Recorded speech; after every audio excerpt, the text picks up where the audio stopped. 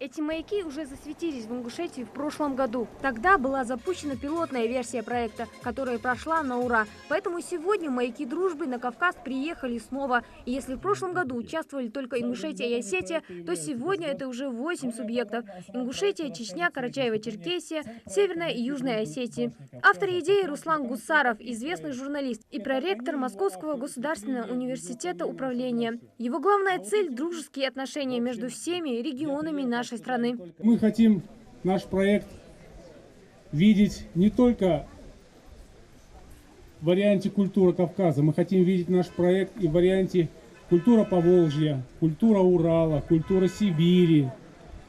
Может быть, это будут не только культурно-исторические проекты, а экологические или патриотические. Гостей встречает заместитель председателя правительства республики Макка Аушева. Ингушетия считается одной из основательниц этого проекта, потому к маякам дружбы в регионе особое отношение. Такие проекты, они нужны в первую очередь для Кавказа, но нас сближает нашу молодежь, укрепляет нашу дружбу.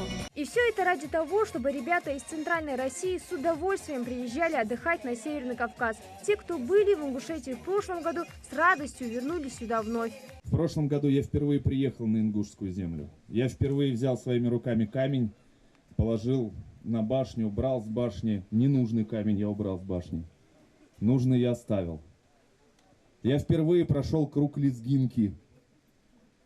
И надеюсь повторить это в этом году. Поэтому я не мог не вернуться сюда. Мне очень приятно, что на невероятно красивой ингушской земле стоят невероятно красивые башни, в которых есть частичка моего труда. Почти все участники первого форума решили принять участие вновь. Друзья по форуму не виделись целый год. И сегодня место встречи изменить нельзя. Ожидание встречи было очень сильно, поскольку эти люди, которые были в прошлом году с нами, у нас было с ними очень много общих интересных моментов и ярких впечатлений. Поэтому мы не могли отнести к этому как-то легко. И, конечно, как только слезли с автобуса, мы бегом подбежали к автобусу, встретили как положено и проводили к торжественному мероприятию. Автобус катается по регионам СКФО и в каждом субъекте оставляет по 10 участников, которые проведут ближайшую неделю в той или иной республике. Все решает жеребьевка. Я учусь в Карачаево-Черкесском государственном университете. Меня на этот форум записал мой друг. Вообще, про этот форум я узнал за 5 часов до отъезда. Это было очень неожиданно и очень приятно. Мне вообще хотелось, я очень много езжу по Кавказу, я сам танцор, я очень много езжу, но вот именно по местам этого маршрута я был очень редко, то есть Осетия, Ингушетия, Магаз, Чечня, вот именно там мы еще не оставались. Мне было очень приятно узнать историю. В Ингушетии ребят из вузов СКФО и Москвы ждет насыщенная культурная программа. Они совместят приятное с полезным. К примеру, в прошлом году по утрам они отправлялись к башням Хамхи, помогали реставраторам восстанавливать историю. Каждый труд оплачивается новыми ощущениями. Конные прогулки, проживание в одном из самых красивых мест Кавказа, экскурсии по древним селениям. Скучать точно не придется.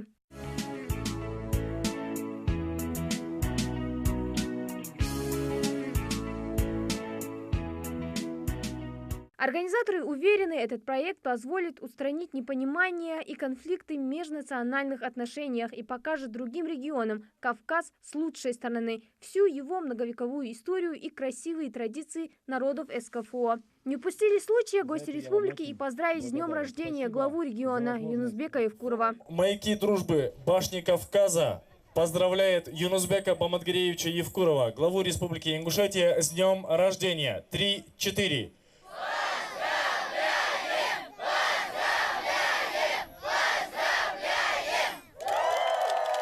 Хадида Брива, Зарема Ивоева, Мария Нестоева, Новости 24.